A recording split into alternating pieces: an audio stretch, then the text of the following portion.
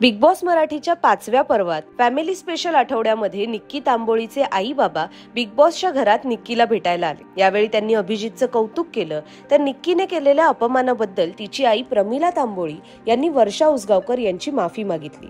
घरातील सदस्यांशी गप्पा मारताना अरबाजचाही विषय निघालाच आणि त्यावर निक्कीच्या आईने निक्कीप्रमाणेच अरबाजच्या आई वडिलांचा उल्लेख करत 2 दिवस पुरेल इतका कंटेंट बिग बॉसला दिला। आपण जर कालचा भाग मिस केला असेल तर या व्हिडिओच्या माध्यमातून कालच्या एपिसोडची छोटीशी झलक पाहायला विसरू नका। तर निक्कीची आई प्रमिला तांबोळी या असं म्हणाल्या, अरबाज गेल्यावर सर्वांना वाटलं की आता निक्की संपलीये, निक्कीचा गेम संपलाय, पण तुझे परत गेम मध्ये आलीस ते पाहून आम्हाला खूप छान वाटलं। निक्की यावर उत्तर देताना म्हणाली की मी शांत कसं बसू, तो माझा स्वभावच नाही। अरबाज माझ्यासाठी होता पण तो माझी एकमेव सपोर्ट सिस्टीम नव्हता। आम्ही एकत्र खेळायचो, मित्र म्हणून राहायचो, मात्र मध्ये आम्ही वेगळं झालो, नंतर पुन्हा एकत्र आलो आणि एकत्र खेळलो। आम्ही एकमेकांना आवडायचो, मात्र तो गेला तरी मी अजूनही खेळात आहे। वाईट वाटलंच, पण दुसऱ्या दिवशी मला माझ्याच पायावर उभं राहायचंय याचीही जाणीव होती। यानंतर अभिजित विषयी बोलताना निक्कीची आई असं म्हणाली की अभिजित निक्की रागात असल्यावर खूप चांगल्या पद्धतीने शांत करतो।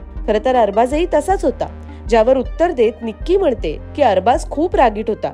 दरम्यान या सगळ्या चर्चेमध्ये निक्कीच्या आईने निक्कीला अरबाजच्या आईची प्रतिक्रिया सुद्धा ऐकवली। खरं तर निक्की म्हणाली होती की मला खात्री होती की अरबाज माझाच आहे। यावर निक्कीची आई म्हणते की असं काहीही म्हणू नकोस, तर निक्की म्हणते की ऍज अ फ्रेंड म्हणून मी हे सांगते। यावर उत्तर देताना प्रमिला तांबोळी म्हणजेच निक्कीची आई असं म्हणाल्या की ऍज अ फ्रेंड वगैरे म्हणून ठीक आहे, पण तुमच्या अशा बोलण्याचा तिकडे त्याच्या आई बाबांवर फार वाईट परिणाम झालाय। बाहेर लोकांच्या प्रतिक्रिया वेगळ्या असतात। त्याची आई तर आजारी पडली होती, त्याच्या बाबांचा एक व्हिडिओ मी पाहिला, त्याची आई म्हणालीये की अरबाज हा ऑलरेडी कमिटेड होता, त्याची एंगेजमेंट सुद्धा झाली होती। त्याने सांगितलं होतं तरी त्याच्या मुली मागे लागतात। मी अशा किती मुलींना घरात घेऊ? मला वाईट वाटलं की त्या लोकांना पण खूप त्रास होतोय। तो कुठल्या तरी 2 शोज मध्ये जाऊन आला होता, तिथल्या ऑलरेडी 2 मुली त्याच्या मागे लागल्या होत्या आणि आता तू तिसरी। आम्ही कुणाकुणाला घरात घ्यायचं असं अरबाजची आई म्हणाली, असं निक्कीच्या आईने निक्कीला सांगितलं। ज्यावर निक्की म्हणाली, मला तर हे ऐकून डिप्रेशन आलंय। हे सगळं चालू असतानाच निक्की तिच्या आईला वेगळं नेते